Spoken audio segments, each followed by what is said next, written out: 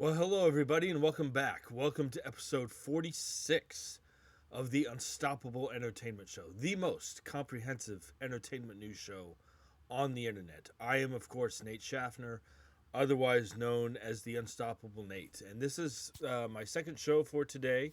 Um, so I just wanted to remind everybody of that. I thought I could get more than two in today, but um, I will be back next week. Um, so this is episode 46. I hope you enjoy the show today. Um, got a lot of stuff to talk about. Um, so I just wanted to remind everybody that if you like this show, hit that like button, hit that subscribe button, and spread the word about the show if you like it. Also, if you have a comment or a question, or if you'd like me to talk about certain movies or franchises, you can email me anytime at the address listed in the description of this video. So, we've got a lot of interesting stuff to talk about today on this episode. Um, so, let's get started with this. So, one of the franchises that I think over the past 10 years, have one of the franchises that I've really become a fan of, and I'll admit I was late to the party, is the Godzilla franchise. Both the Japanese Toho Godzilla movies and the American MonsterVerse Godzilla franchise. Um, I was very late to the party, and I love monster movies, which is, but up until about 10 years ago, I didn't really watch any of them, and I've since become a huge fan. Um, and in fact, a couple years back, I actually was able to see. I got to go see Godzilla minus one. Uh, was it Godzilla minus one? Um,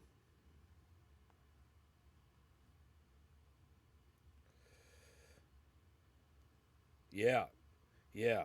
I saw Godzilla minus one in the theater in what they call Screen X, which is kind of like a rectangular version of IMAX. Godzilla minus one in the theater, and it was awesome. I loved it so much, and it was one of my favorite movies of that year. Now, I also love the. I also well, I wouldn't say I love them nearly as much as the Toho Japanese franchise, but I do enjoy them. Is the MonsterVerse movies? I really enjoyed the 2014 Godzilla movie, and I felt the same way about Kong Skull Island. Thoroughly enjoyed that one as well. And then what came after that? I know there was Godzilla King of the Monsters. Um, Let me see here. So there was Godzilla, Kong Skull Island. Then there was, uh, Godzilla King of the Monsters, which was fine. It was entertaining. It was kind of whimsical. I didn't enjoy it as much as the first two in the franchise.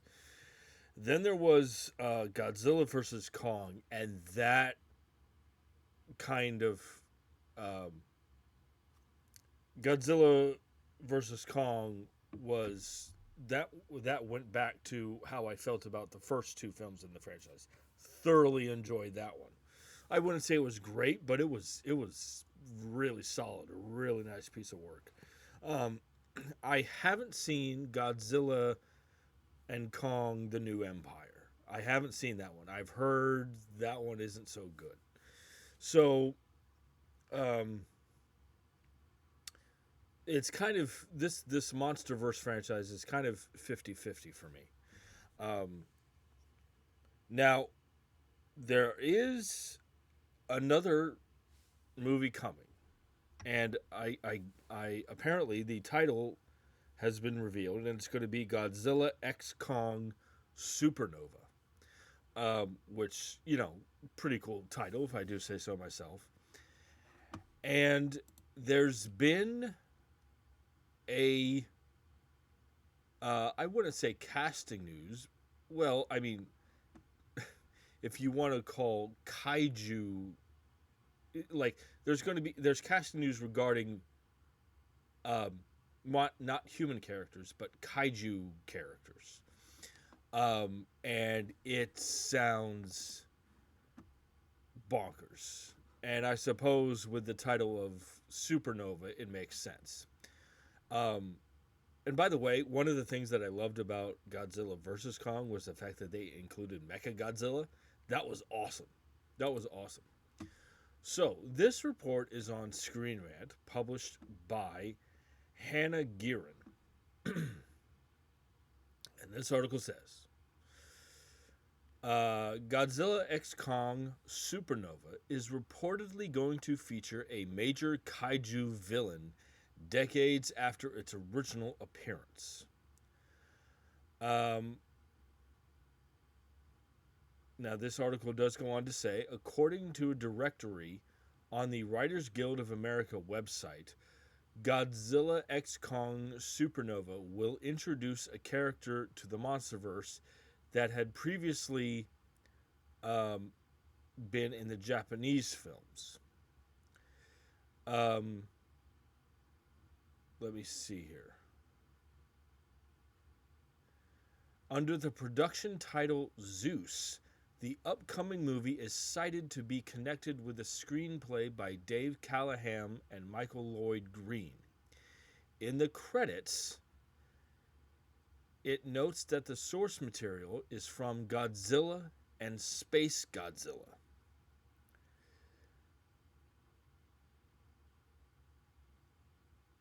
As of now, there are no other details available about how and when the villain will appear in the franchise. So, apparently,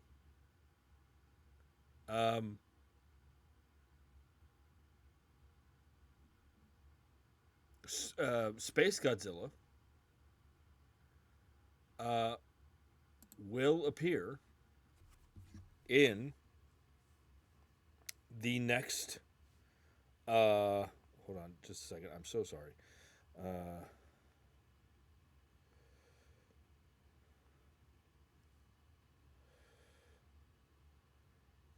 So apparently Space Godzilla is going to be the primary villain in Godzilla X Kong Supernova. Holy shit. Holy shit. Now, for those who don't know, Space Godzilla was a villain that hasn't been seen, like this article points out. This Space Godzilla has not been seen since the days of the classic Japanese Godzilla films. So this will be the first time that Space Godzilla has appeared in an American Godzilla movie. Holy shit. They have to nail this, in my mind. They have to nail this. They have to knock this out of the park, because, in my opinion, this MonsterVerse is hit and miss. And if this movie doesn't knock Space Godzilla out of the park, they have to really nail this. And if they don't, in my opinion, it could lead to the death of this franchise. And I don't want that to happen, because I fucking love monster movies. I want to see monsters. I want to see Godzilla and Kong and Space Godzilla and whoever else destroy shit. That's what I want to see. And but oh my god, Space Godzilla. Now, I haven't seen the most recent movie, The New Empire, Godzilla X Kong, The New Empire. But it is my understanding that in that movie, Godzilla and Kong team up against the villain in that movie. That might I would kind of like to see that happen in Supernova in this new movie. I would kind of like to see that happen because that sounds awesome. Um, you know, again, I think they have to knock the filmmakers have to knock this out of the park. I think I think I personally think that the franchise is on the verge of collapse here, and they really need a hit. Um, but who knows? I mean, this could be awesome, or it could be dreadful. But fucking Space Godzilla, like, holy shit, this is awesome. So jump in the comment section and let me know what you guys think about Space Godzilla being the main villain in the next movie in this monster verse. Okay, so this next bit of news is interesting, and it's kind of odd to me. So I know there are a lot of people who don't like the Disney live action remakes of their animated films. I know that there are a lot of people who are completely against them. I am not one of them. Have I seen live action remakes of their animated films that I didn't care for? Yeah. Like, I was really disappointed with The Lion King.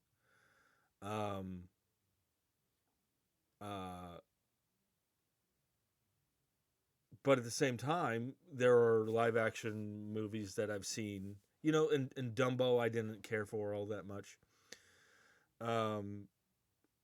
But there are also live action remakes that I've loved. Like, I loved the live action version of the live action Jungle Book. I think that one is so far the only one that's actually better. Not that they need to be better, but in my opinion, the live action version is better than the animated one. I really liked The Little Mermaid. What else was there? Um, the Cinderella. I really enjoyed this Cinderella. And one that I also really enjoyed was the live action Beauty and the Beast, with Emma Watson and Dan Stevens. I thoroughly enjoyed that one. Emma Watson was great. Dan Stevens was great, and I just thought it was a very well made movie. And one of the highlights of that movie was Luke Evans as as Gaston. That was impeccable casting. I mean, and he was wonderful. Now, there is this article on Variety published by Rebecca Rubin. And this article says Disney is developing a live action spin off film about Gaston, the boastful, brawny antagonist in Beauty and the Beast. Excuse me. Now here's the kicker.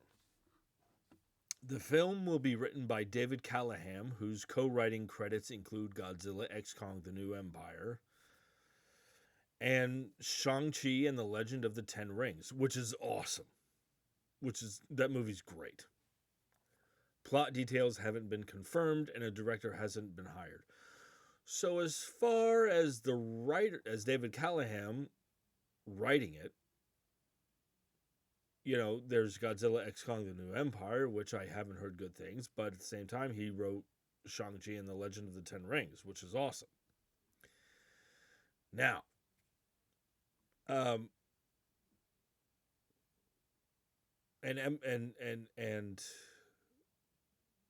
so here's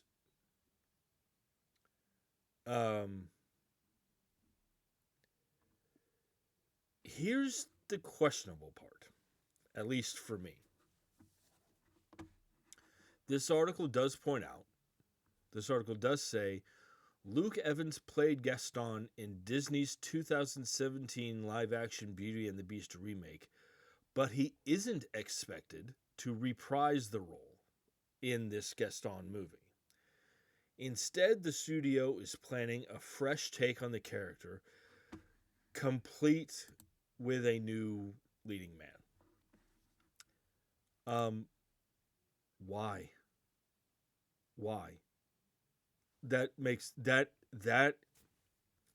when news of this is going to kill any enthusiasm for the movie, in my opinion.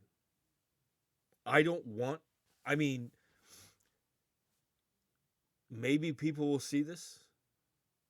I think more people would be interested in seeing this movie if Luke Evans was coming back as Gaston. I don't know, like, if you're going to do a live action Gaston spinoff, you cast Luke Evans. You don't get somebody else, because then you're just going to confuse people. I don't understand this move at all. Here's what I'll say. Maybe it'll be good. I'm not talking about the quality of the movie. I'm talking about whether or not people will go see this. I guarantee you more people would go to see this if Luke Evans was coming back as Gaston. I don't know how many people will. I think it'll. I don't know if people will see this if he, now that he's not. I don't know. The movie could be good, but how many people are going to go see a spin-off, a live-action spin-off of the live-action Beauty and the Beast about Gaston if you're not going to cast Luke Evans? I don't understand this move. This is asinine to me. A fresh take on the character? Why? Like a new leading man? Why? Luke Evans was great. This is going to confuse people. I don't understand this. And in my opinion, this is going to kill most, if not all, enthusiasm about this movie. I don't know what else to say. I can't wrap my head around this.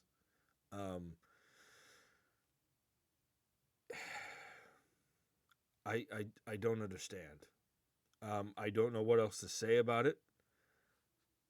This sounds stupid to me. So I can tell you personally, I would be thrilled if Luke Evans was coming back. I'd be thrilled. Now that he's not, my anticipation for this movie has gone down the shitter. Has gone down the toilet. I don't know what else to say about it. Maybe people like that move, maybe you don't. But I just thought I would talk about this a little bit.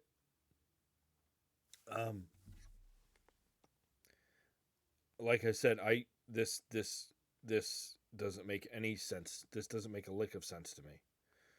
So, jump in the comments section and let me know your thoughts about a live-action Gaston movie that isn't going to have Luke Evans as Gaston. What do you think about that? Let me know. All right, so there's more interesting news here. This next bit of news is interesting. So, I guess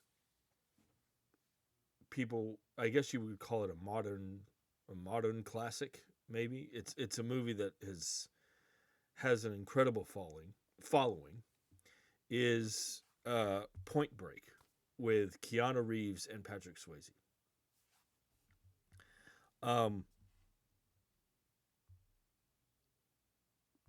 and um, I was incredibly late to the Point Break party.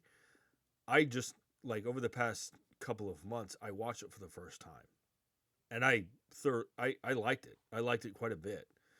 Um, and I completely understand why it has the following it has. It's kind of it's it it's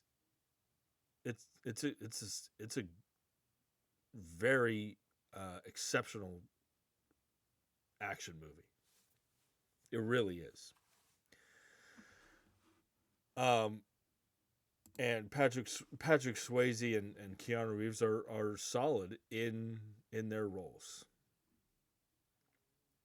So, the reason I say that, the reason I bring this up, is because there's some interesting news here. This article is on Deadline, published by Peter White. Um, and a little ways down here, it says that AMC, that's the uh, not AMC theaters, not the theater chain, AMC, the uh, uh, what's the term I'm looking for? Um, the channel AMC, not the theater, not the theater chain. Um,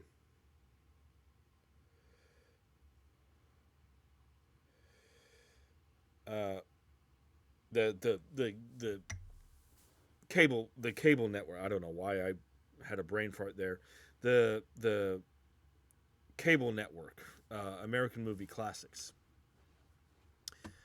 AMC is developing a small screen series based on the 1991 film that starred Patrick Swayze, Keanu Reeves, Lori Petty, and Gary Busey. Gary Busey's great in that movie too, by the way. So Point Break is getting um, the TV treatment. Um, now, uh, this article does go on to say that this is not that this the article does go on to note that this series, this TV series, will in fact be a sequel to the film. This is what it says. The series is set 35 years after the events of the original film and is focused on a dangerous heist crew with ties to the ex-president's gang. A heist crew with ties to the gang from the original film. I'm conflicted about this because I like that movie. I like Point Break. I like it quite a bit. I know you can't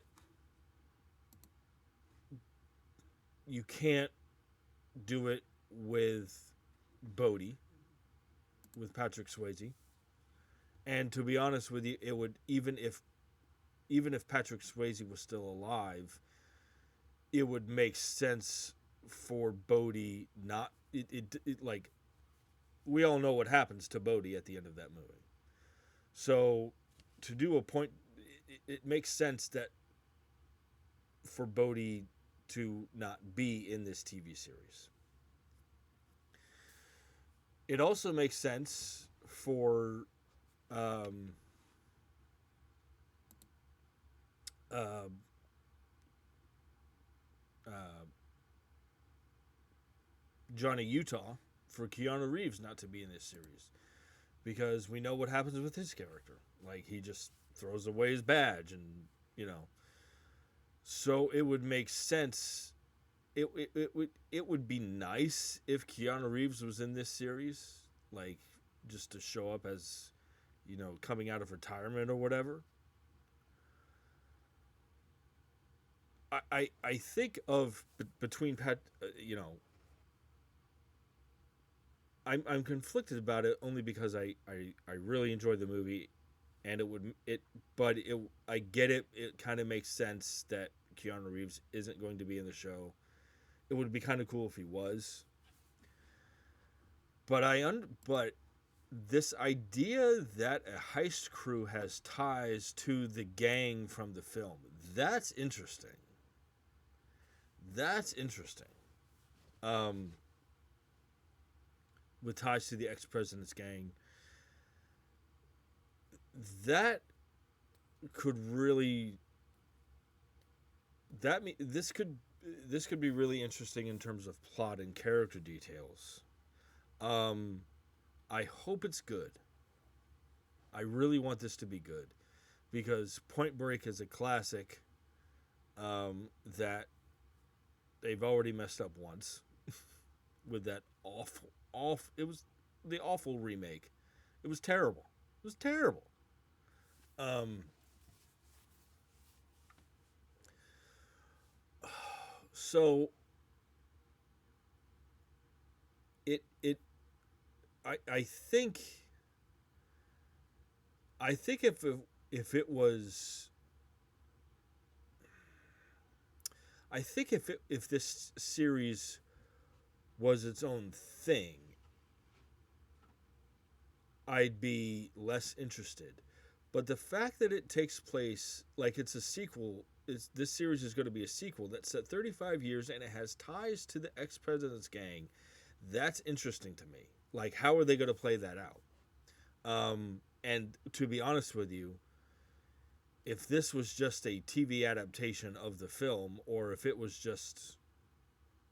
anything but a sequel series to the movie, I wouldn't be interested at all.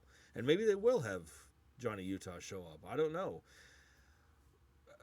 But again, and I know I'm sounding like a dead horse. The fact that this series is going to be tied, this is. I hope it's good. I hope it's good.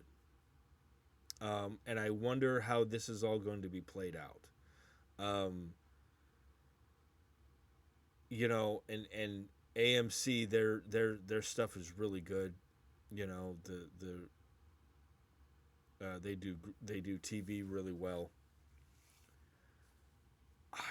I hope it's good. I wonder how they're going to play that out with the whole ties to the ex-president's gang thing. Um, I don't know. This is interesting. I don't know what else to say about it. Are you interested in this series? I mean, hopefully it's more than just a one season and done kind of deal. Are you guys interested in this? Jump in the comment section and let me know about a sequel series to Point Break. So, moving on here, this next bit of news is going to be incredibly difficult for me personally to talk about because I am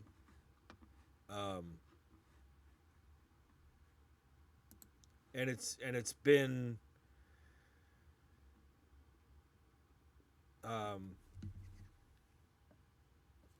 hold on.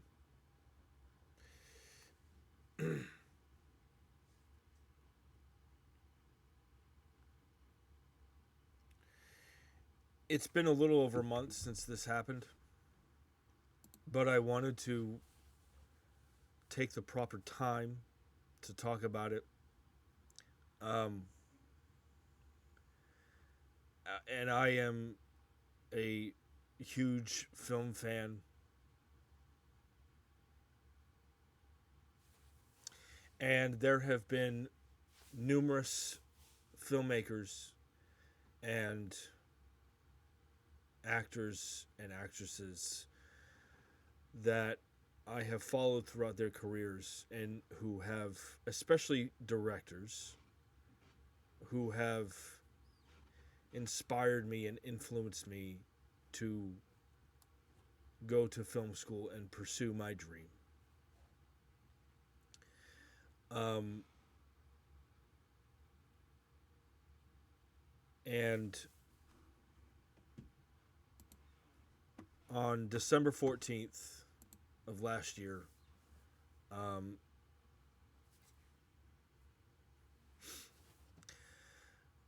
every film fan, and especially any film fan who has, I'm one of these people that I got into filmmaking because I was inspired by other filmmakers to do that. I was inspired by filmmakers to pursue my dream. And on December 14th of last year, the film community and one of my personal inspirations was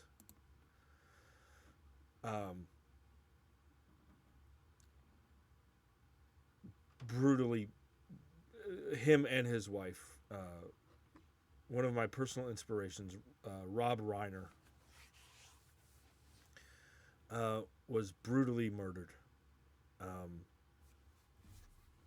It has not been confirmed, or has it?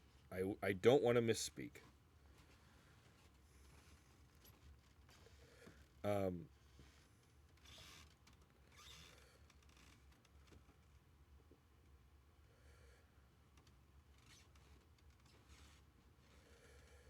So, Nick Reiner, who was Rob Reiner's son, and I'm not going to go into too many details about this, but Nick Reiner, who was Rob Reiner's son,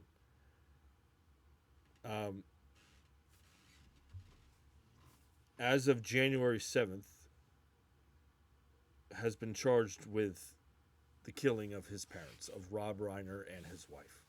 And I'm not going to go into details about it, but it was, as someone who, Rob Reiner's filmography, especially his earlier stuff, and I'm going to talk about it in a minute.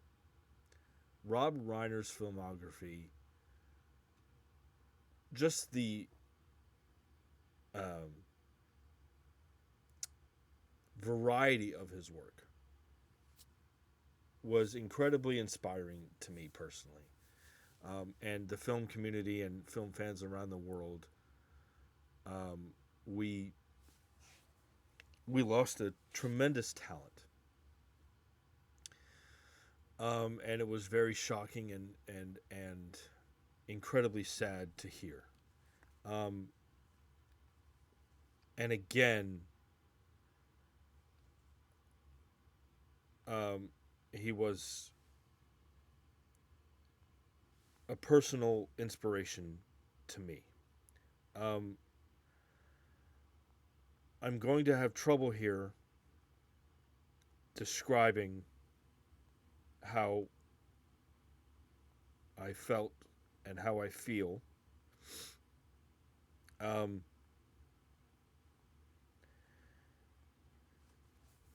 I didn't have the proper words at the time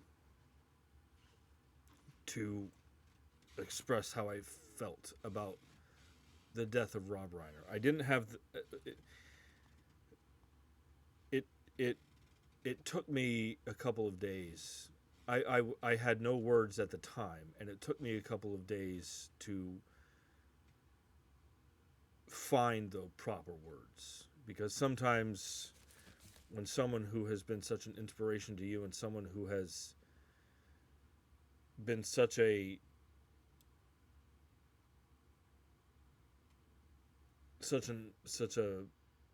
prominent name in an industry you love so much, sometimes finding the proper words can be difficult.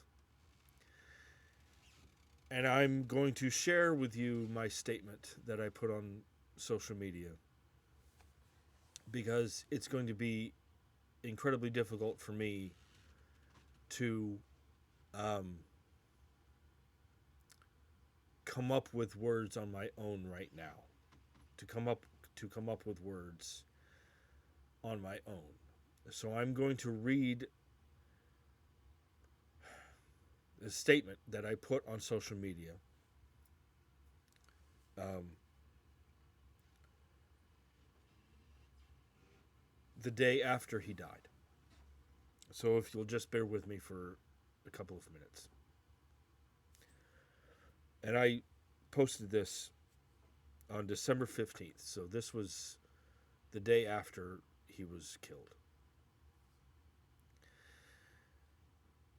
I think I finally found the proper words to express how I feel about the death of Rob Reiner, so bear with me. This is going to be more of a personal statement. Film is truly a magical art form, and art can inspire and influence us. I truly believe in the power of cinema. As an aspiring filmmaker, I've always and continue to study numerous actors' performances and film directors' filmographies. When I decided to go to film school and pursue my dream, it was in large part due to being inspired by numerous film directors. Rob Reiner was one of those people. He was a wonderful actor, but he was also an exceptional film director. Over the course of a little over 10 years, he directed This Is Spinal Tap, Stand By Me, The Princess Bride, When Harry Met Sally, Misery, A Few Good Men, and The American President. He became a master of all genres of filmmaking. When I was making student films, I'd think in the back of my head that I don't want to get pigeonholed doing the same thing all the time.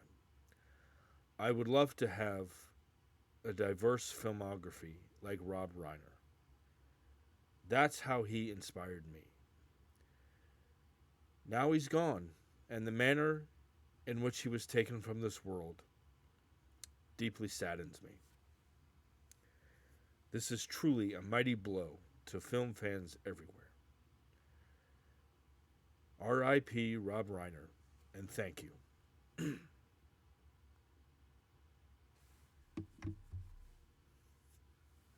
Luckily, I can edit this.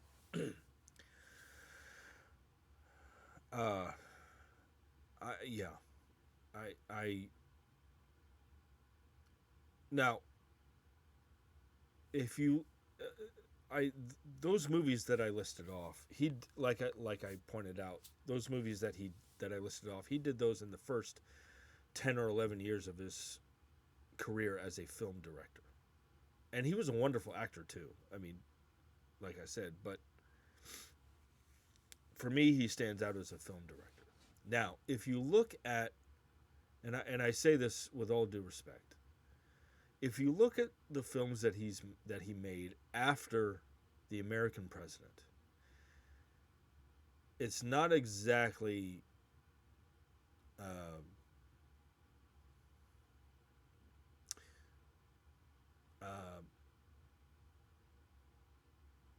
it doesn't. The films that he made after The American President are not very good. I guess that's the best way to say it. That's the most polite way to say it.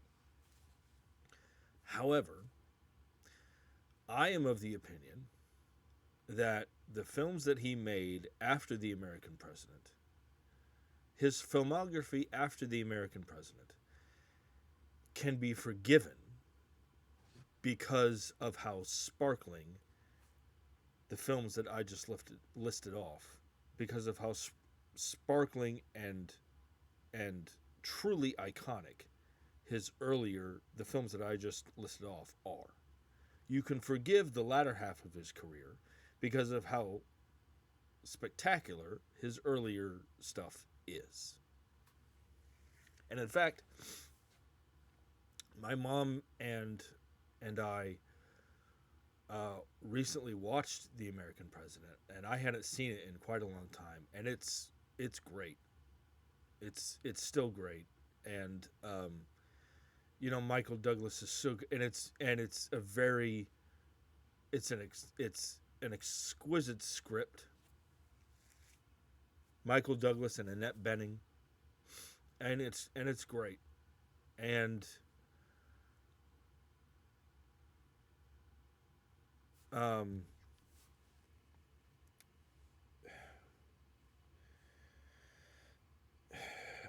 I don't know.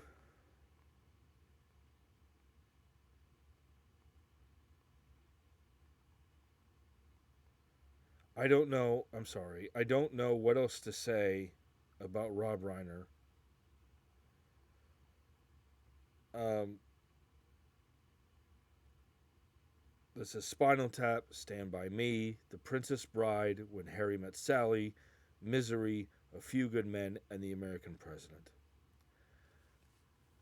I don't know what else to say about how I feel about Rob Reiner's death than what I just said.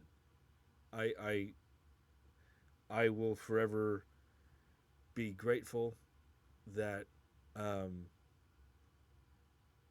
I mean, Misery is so good. Misery is so good, and I have to admit, um, I was extremely late to watching The Princess Bride. Um, I didn't watch it until about 10. I didn't watch it for the first time until about 10 years ago, when I was in film school, and all my uh, fellow students were just like, "What? How have you not seen it?" You know. I I don't know what else to say. Sorry. Um, I'm incredibly grateful that uh, for the, that I feel incredibly blessed and grateful that I've seen his films. And the great thing about movies is that they last forever. And as someone who was such a personal inspiration to me, um, I don't think I will always be incredibly sad about the manner in which he left this world. I will always be sad and angry about the way he left this world. And I don't want to go into those circumstances because that's not the purpose of this show. Um, but I just and it should be noted it wasn't just Rob Reiner that was brutally murdered. It was his wife too. I mean, this was truly a family tragedy. And I don't know what else to say without bursting into tears. Quite honestly, I you know I'm gonna try to move on to do the rest of this show, but I just wanted to. It's been a little over a month since this happened, and every film fan will miss Rob Reiner tremendously. And when your first movie is This Is Spinal Tap, you're pretty much set for life. you know, it's that movie's hilarious. Um, I just wanted to talk about that for a few minutes, and I'm gonna try to move on here. Excuse me.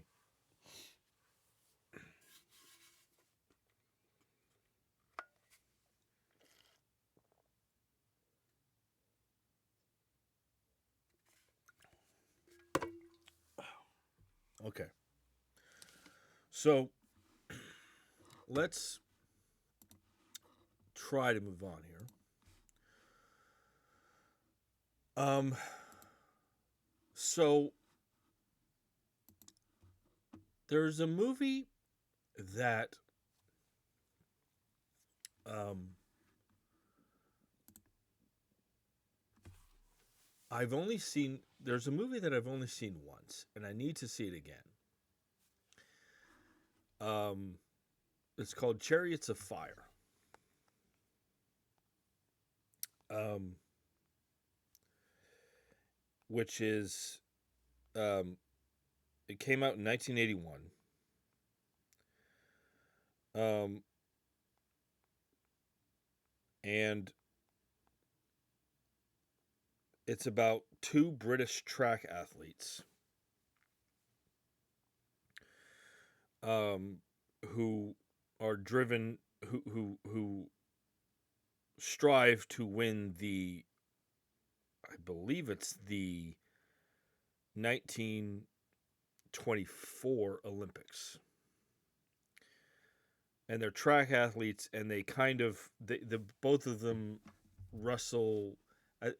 They're track athletes who come from different faiths, and as they're competing, they wrestle with stuff going on in their minds.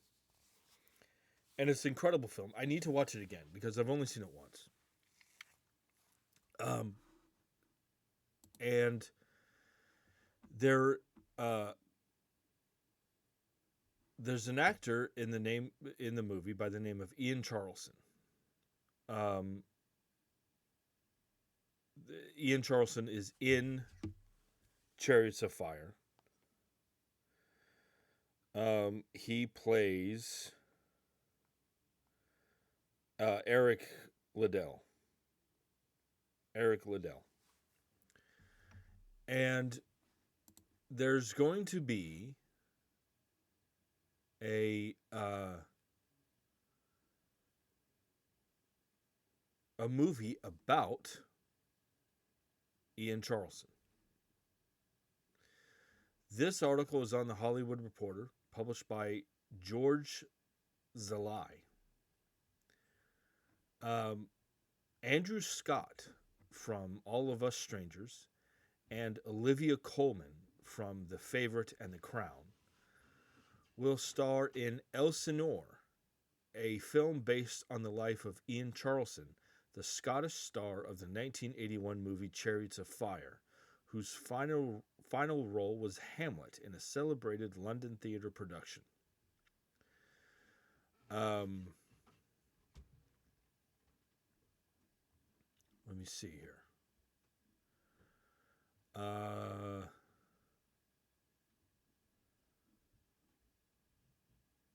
me see. This article does give a synopsis of the movie as a powerful, deeply moving, and inspiring true story of the actor Ian Charleson, who faced incredible odds while preparing to give the performance of his life in Hamlet at the National Theatre in London. Andrew Scott will portray Charleson, while Olivia Colman will play his doctor.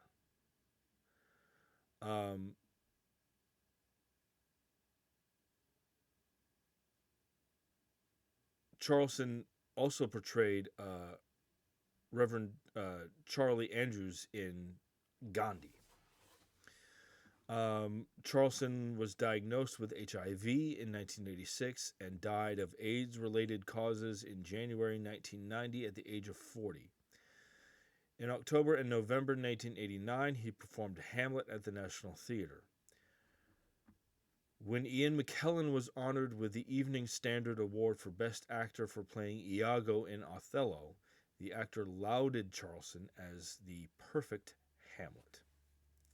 Elsinore refers to Kronborg Castle in Helsingør, Denmark, the setting for Shakespeare's tragedy Hamlet.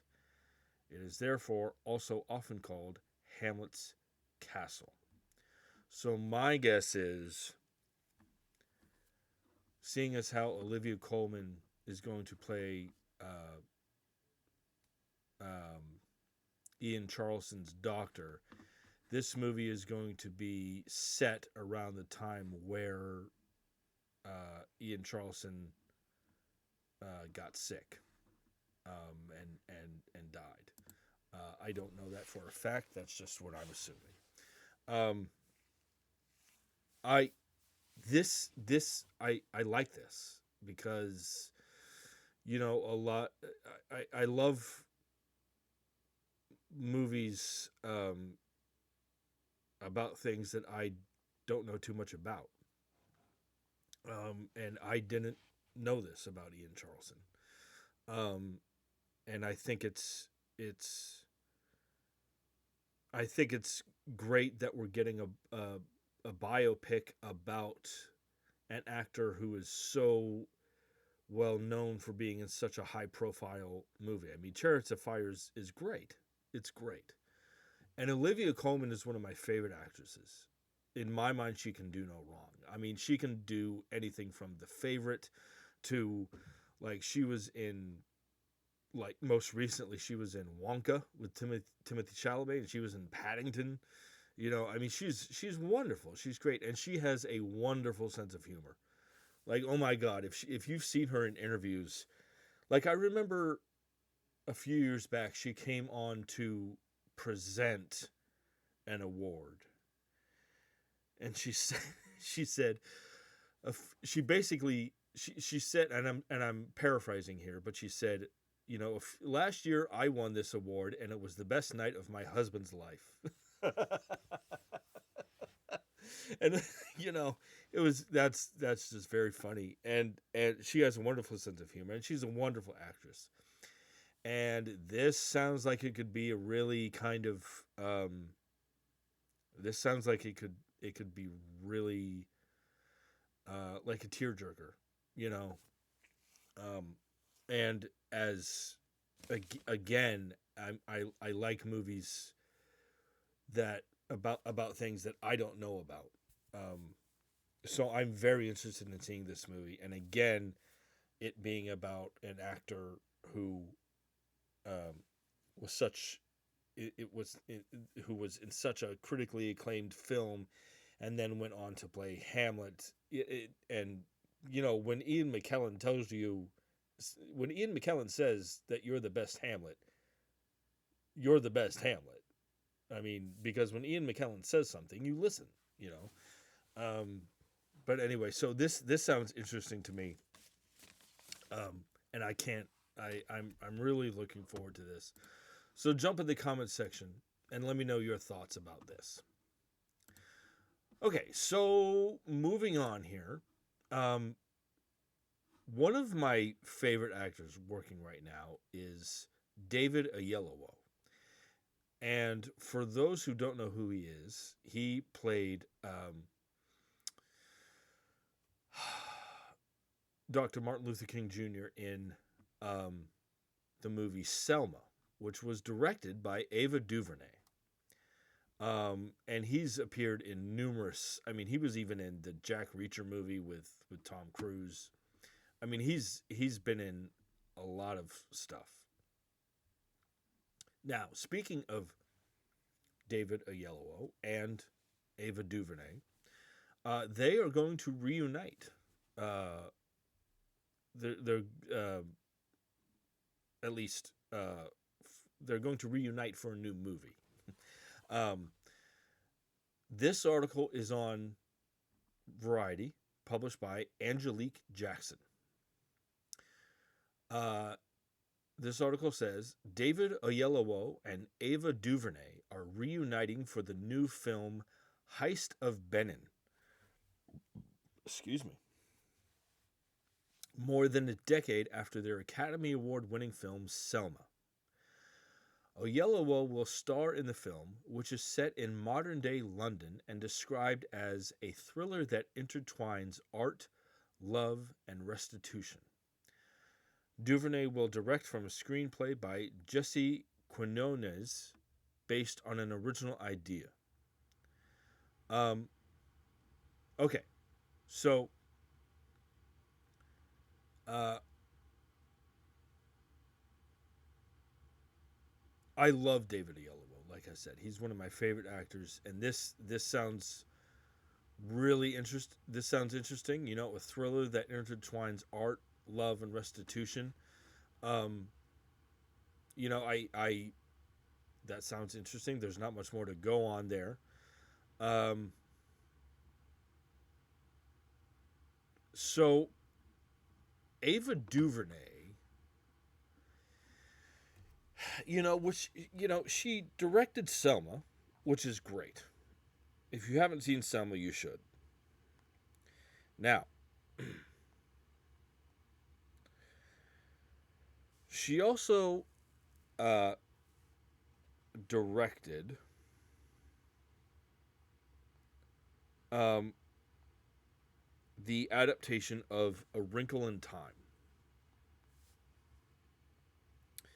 which, if I'm being perfectly honest with you, was kind of mediocre, I thought. Um, it, it, yeah, it didn't really. I mean, my wife Katie, she loved it. Um, uh,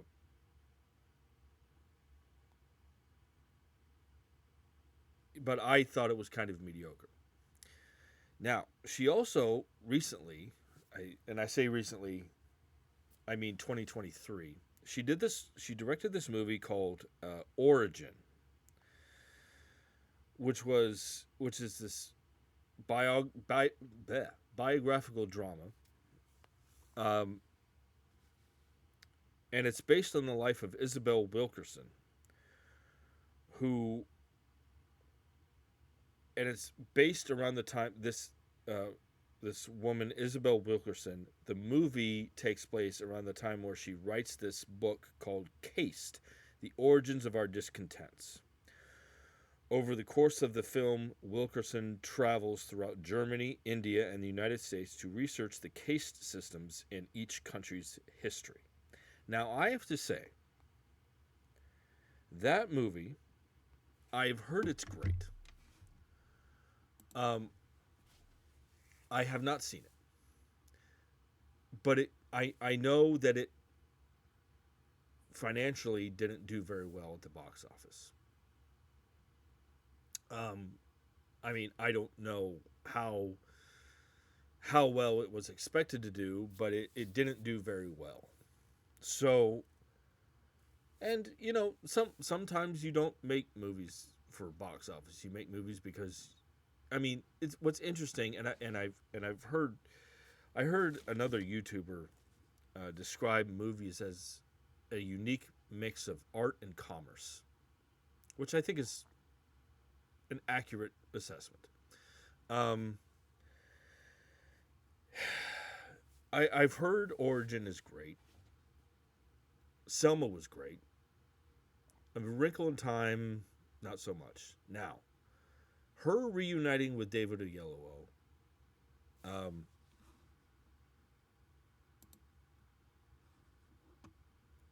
um, it, I'm trying to think of how to describe this accurately. I've heard great things. Like I said, I've heard great things about Origin, and I have heard great, and Selma is great. It seems to me that Ava DuVernay as a director excels at telling more personal stories as opposed to A Wrinkle in Time, which was meant to be it, this blockbuster big budget thing, big budget movie, and it wasn't very good. Um, so in my mind, Ava DuVernay excels at telling stories that she has a more personal investment in, like Selma and like Origin. And from what I'm gathering, this heist of Benin, a modern day London and described as a thriller that intertwines art, love, and restitution. That sounds like a story that it it, it sounds to me like this is more up the alley of a Selma and an Origin. And I think Ava DuVernay, I mean, I'm not going to tell her what to do, but I think Ava DuVernay tell should continue to make films that she feels a personal attachment or personal connection to, as opposed to making movies like A Wrinkle in Time. Um, this sounds interesting. There's not really much to go on, but David Oyelowo is one of my favorite actors, and Ava DuVernay so far is one of my favorite. A Wrinkle in Time, not notwithstanding, Ava DuVernay is a great director. She's a very competent director. So I'm looking forward to this. I hope it's good. I hope it does well, because I know that Origin did not. And going back to that, sometimes you don't. Sometimes you make a movie and it's not. You don't make a movie and intend for it to make a lot of money. You make a movie because you want to tell the story, and you don't care how well it does financially. You should care, but because the more, going back to that whole movies are a unique blend of art and commerce thing, if your movie doesn't make a lot of money, you're not going to continue to get a lot of work. So I hope that this does well, because Origin did not. So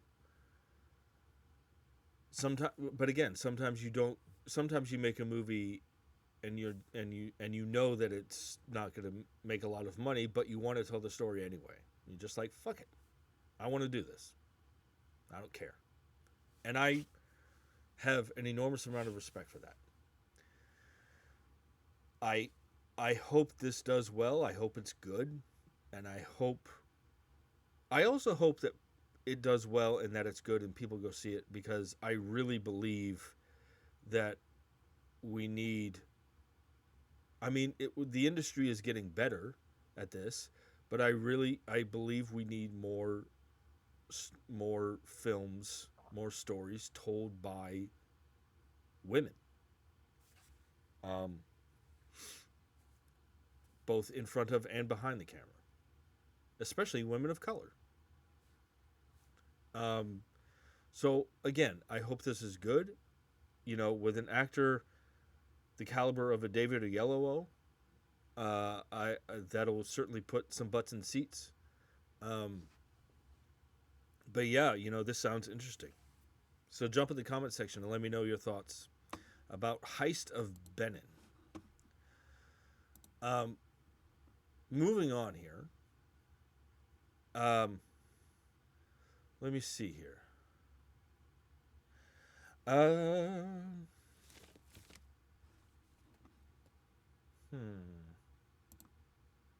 Okay. Let me see. So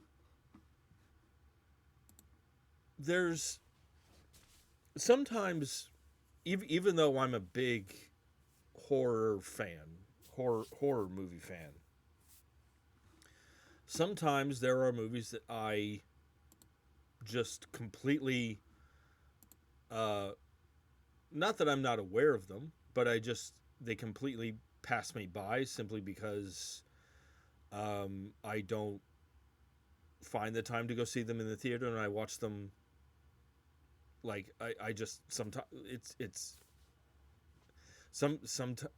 not that I don't have the time to go see them. It's just that oh, that looks good, and then I just it just passes me by.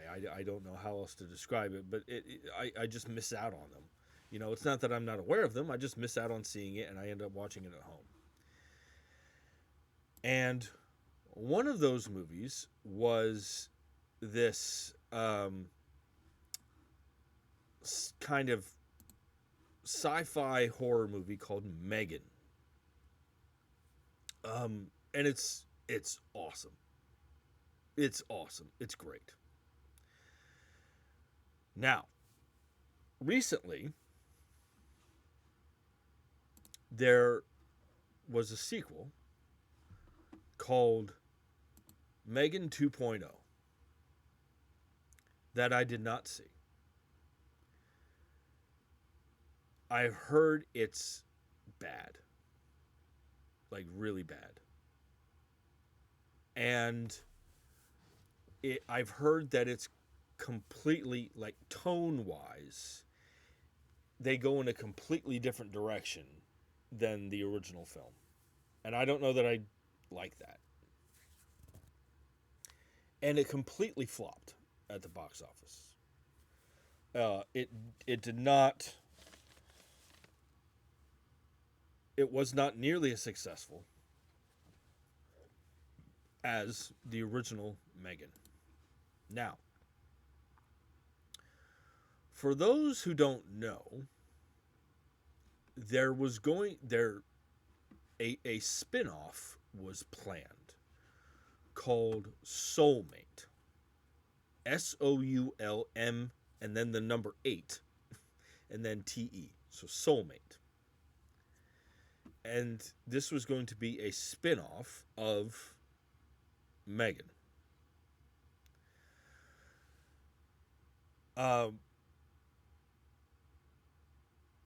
And this movie, this Soulmate, was supposed to, what's today? Well, at the time of this announcement, this article is on Joe Blow, published by Kevin Fraser. And this article. I want to give context here. This article was posted a month ago. So this Soulmate movie was supposed to be released January 9th of this year. So just a couple weeks ago.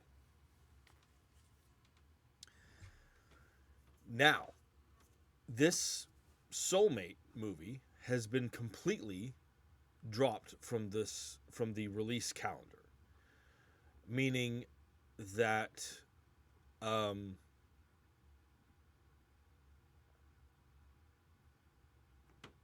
like we're probably not going to get it. It's being completely dropped from the calendar.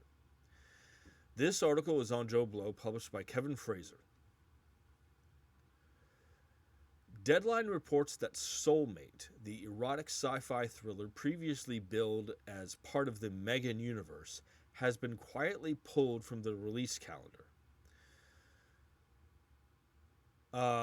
This article goes on. Blumhouse and Atomic Monster Studios are now reportedly shopping the project to other distributors. For now, there's no indication of where the film might ultimately land, so we might not even get the movie. Now, I am of the opinion, and again, I say this as someone, I have not seen Megan 2.0. I've heard it's bad. I have to believe that okay, so to give context, the original Megan grossed over $180 million worldwide. Megan 2.0 made only $39 million worldwide. And I have to believe that this Soulmate movie has been pulled from the release calendar because of the critical and financial failure of Megan 2.0. Now, in this article, Jason Blum made a statement regarding Megan 2.0. And this article says, Jason Blum admitted that they misinterpreted what audiences truly wanted. We all thought Megan was like Superman, he said. We could do anything to her. We could change genres. We could put her in the summer. We could make her look different. We could turn her from a bad guy into a good guy. And we kind of classically overthought how powerful people's engagement was with her.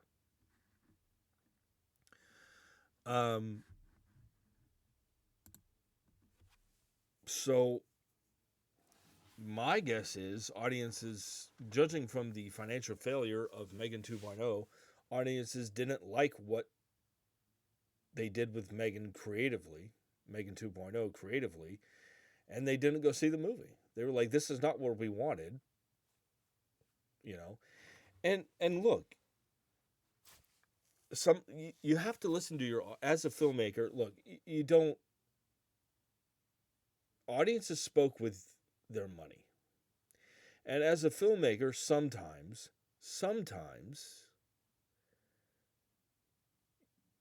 you have to, well, you always have to listen to your audience. You, I wouldn't say let the audience tell you what to do as a filmmaker, but you have to listen to your audience. And the audience clearly spoke with their wallets and said, this is not what we wanted. Okay. And again, I have to believe that this Soulmate movie has been dropped from the release calendar because of the failure of Megan 2.0. I have to believe that. I mean, it makes sense, right? I don't know whether whether or not we'll ever get this movie. I would kind of like to see it because the original Megan is great. It just sucks that it sounds like the filmmakers tried new things and tried things out of the sandbox that made the original Megan so special, and it didn't really work. And it's just like, no, stick to the original formula. That's what we all enjoyed, and that's what we loved about the original film. Stick to that. So maybe we'll get this Soulmate movie.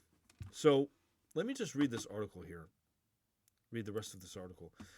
So this Soulmate movie, this article gives a brief synopsis of the Soulmate movie. It follows a man who buys an artificially intelligent android to cope with the loss of his recently deceased wife.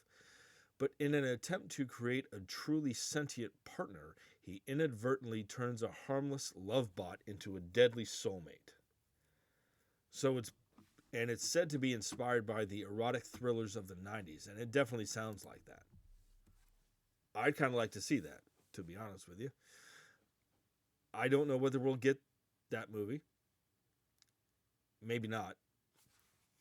But it's clear what my point is that clearly the audience spoke with their wallets, and they didn't want to see Megan 2.0. And if they did see it, they didn't like it.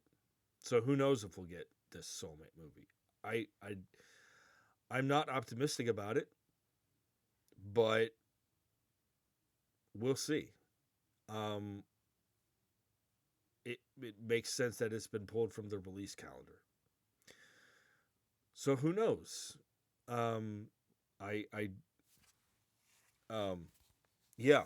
So hopefully they'll. I don't know. I don't know what to think about it. I mean, it sucks, but it makes sense considering the failure of Megan 2.0.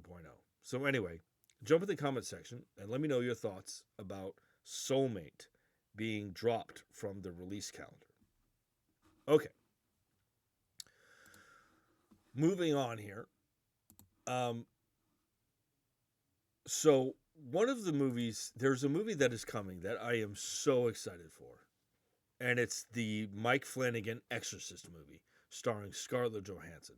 Mike Flanagan, in my mind, can do no wrong. He's been a master at adapting Stephen King books. Scarlett Johansson is one of my favorite actresses. I think she's incredible.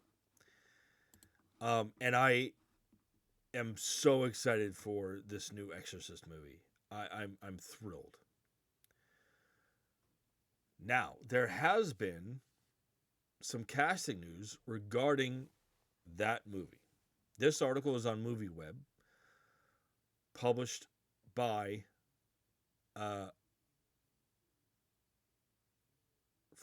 Federico Ferzan. This article says, the upcoming Exorcist project starring Scarlett Johansson has now cast a key role. Jacoby Jupe, or is it Jacoby? I think it's Jacoby. Jacoby Jupe, the 12-year-old who's making heads turn with his role in this year's Hamnet, which just got nominated for some Oscars, and I think Jessie Buckley is going to win the Oscar. Jacoby Jupe, who was in Hamnet, has joined the film, set to be directed by modern horror maestro Mike Flanagan. Jupe's role is still a mystery, though it's expected that he will be playing Johansson's son, and possibly the child who finds himself possessed.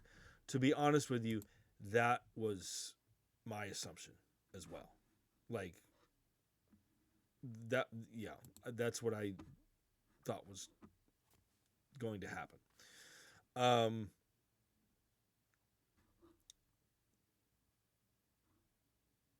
So yeah, Jacoby Jupe is going to be. It's not confirmed, but I assume that he's going to play Scarlett Johansson's son and going to be, like this article points out, he's going to be the one that gets possessed. This sounds awesome. I hope. My hope is that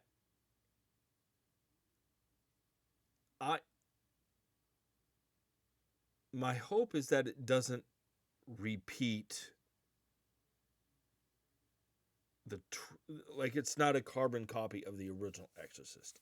Seeing as how it's Mike Flanagan directing, I don't think it will be. It's just Scarlett Johansson being the mother and Jacoby Jupe playing her son, and possibly being the one who gets possessed. That sounds a little familiar to me, and I don't want it to repeat the same beats as the original Exorcist, because I love the original Exorcist so much. However, I don't think we'll have anything to worry about because it's Mike Flanagan directing. And Scarlett Johansson's in this movie, and she clearly, God, I can't wait to see her in this movie and see what she does in this movie. Oh my God. And but that's my only worry. God, I would love to see literal heads turn in this movie. Like, okay, for those who don't know, the reactions to the original Exorcist, like people vomiting in the theater and, walking out because they couldn't stand it, that's what I want from this Exorcist movie. I want to see that, like that kind of shit. Because you don't see that in movies anymore because people are so desensitized now, I hope this movie is bonkers. And I think it will be. And again, like this article points out, Jacoby Jupe is in this movie Hamnet, which is a movie that I wanted to see even before award season kicked off. It looked incredible. And it's directed by Chloe Zhao, who is an Oscar-winning filmmaker. And is it Chloe Zhao who directed?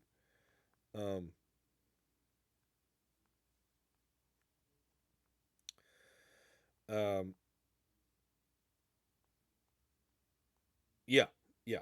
So, and Jacoby Jupe is in that. So for Jacoby to be in Hamnet and then being in this more mainstream movie, I mean, this kid is, I can't wait. I can't wait. So jump in the comment section and let me know what you guys think about Jacoby Jupe. I think that's how you say his last name. Jupe. Jacoby Jupe going to be in this new Exorcist movie. Okay, before I move on here, let me make an adjustment. Hold on, please.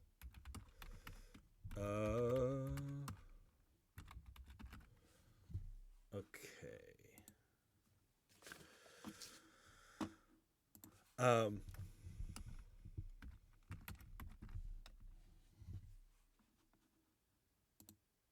Okay. Sorry about that. So another movie that I cannot wait for, especially because of who has been confirmed as the villain, is the sequel to uh, last year's Superman. It's going to be titled Man of Tomorrow, and I'm really, really looking forward to it because I loved that Superman movie so much, and it has been announced that Brainiac is going to be the villain um, of uh, that movie. But we didn't know who was going to play Brainiac until now. This article is on Joe Blow. Excuse me, just a second.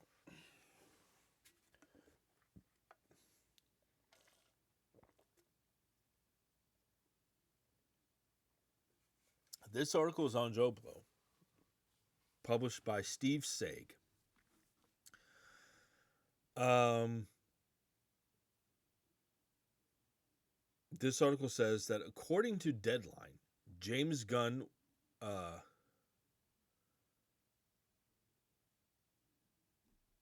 has cast German actor Lars Eidinger to play Brainiac in his next Superman film, Man of Tomorrow.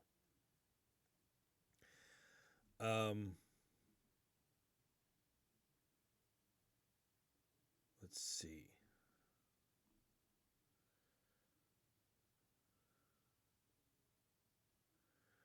Um, so Lars Eidinger is going to play Brainiac. Um, so I don't. Let me see here.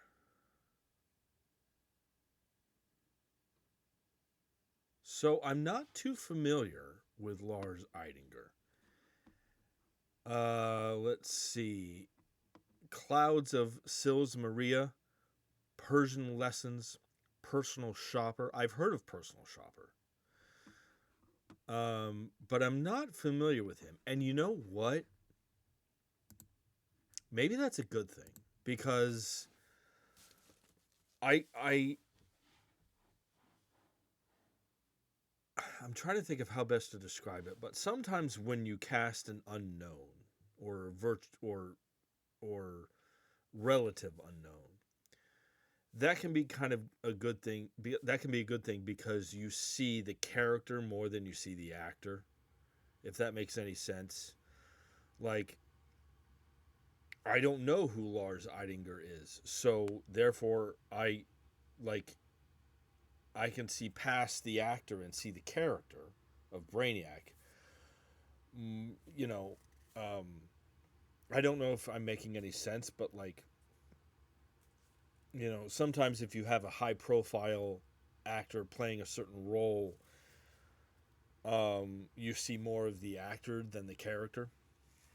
Sometimes that happens.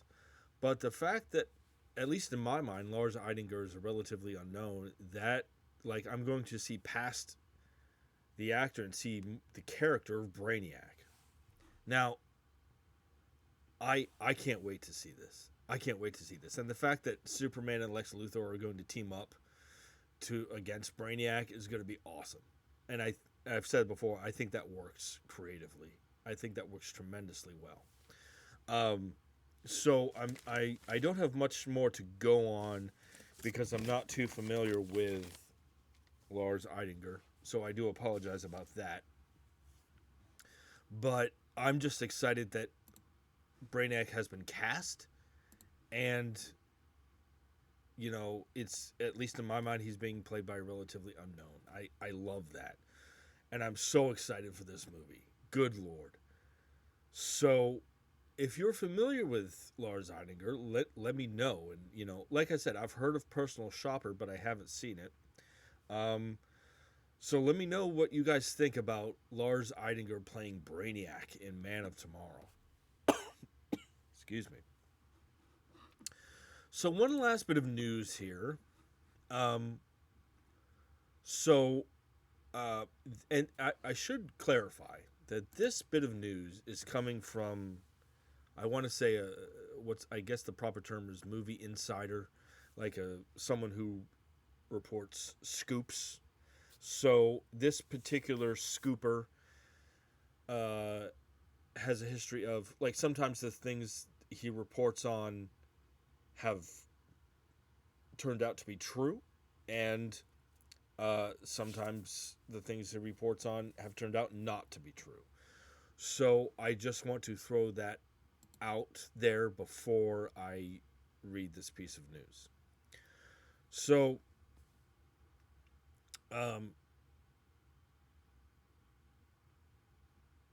there there's this new movie coming from Martin Scorsese, who is one of the great filmmakers of our time. He's a genius. And this movie, there's a new movie coming, and it's called What Happens at Night. And there's this article on Joe Blow, published by Kevin Fraser. And there's a synopsis or plot details regarding this movie. It says, the story is a dreamlike story of a married American couple who travel to a small, snowy European town to adopt a baby. They check into a cavernous, largely deserted hotel where they encounter an enigmatic cast of characters, including a flamboyant chanteuse, a depraved businessman, and a charismatic faith healer. Nothing is quite as it seems in this strange, frozen world. As the couple struggle to claim their baby, the less they seem to know about themselves and the life they've built together.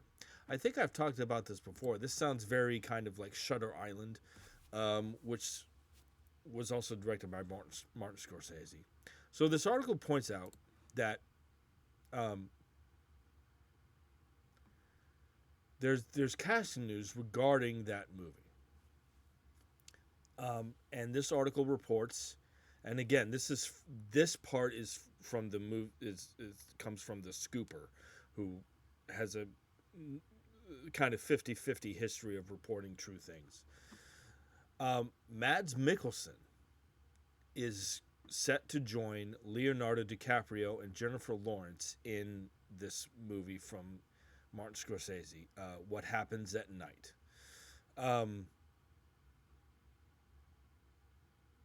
So Mads Mikkelsen is reported to be in this movie. Mads Mikkelsen is awesome. He's awesome. I first saw Mads Mikkelsen. He played Le Chiffre in the James Bond movie Casino Royale, and he's great.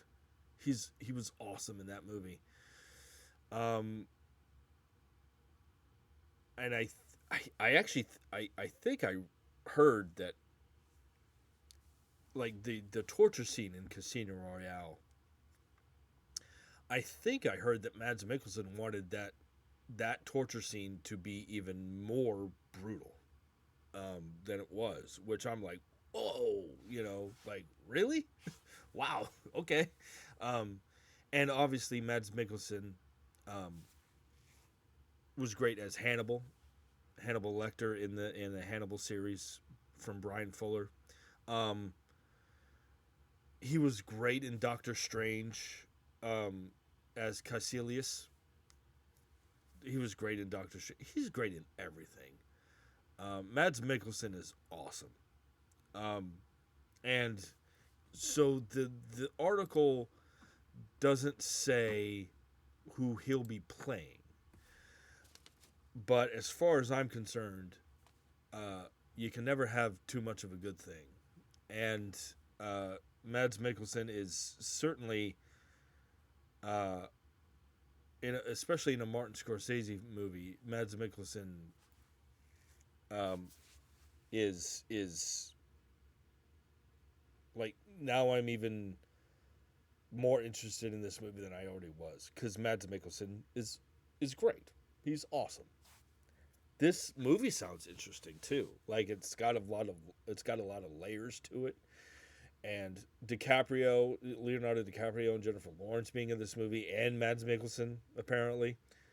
Yeah, this is gonna. I think this is gonna be really really interesting. I hope it doesn't get too convoluted because the synopsis is kind of crazy. So I hope it doesn't get too convoluted. But um, and again, Martin Scorsese is one of the great filmmakers of our time. Um, you know, uh, and so I'm really looking forward to this. Uh, yeah, so I just wanted to rattle that off real quick. So jump in the comment section and let me know what you guys think about Mads Mikkelsen um, going to be in this What Happens at Night from director Martin Scorsese. What do you guys think about that? Let me know. Well, that'll about do it for today and for this episode. I will be back next week. I do have to. I got to go here in a few minutes. I'm gonna. We're gonna go pick up my wife at work, so I gotta get ready to go. So I will be back next week, to catch you guys up on more stuff. Um, so yeah. So I hope you guys enjoyed both shows today. I hope you enjoyed this episode 46. So yeah, uh, hit that like button, hit that subscribe button. If you want me to talk about, if you have any questions regarding the industry or any franchises, or you want just my opinions on certain movies or franchises, you can email me anytime or drop a comment. So yeah, so so yeah. Yeah, and I hope you guys continue to have a good day. I hope this show provides a a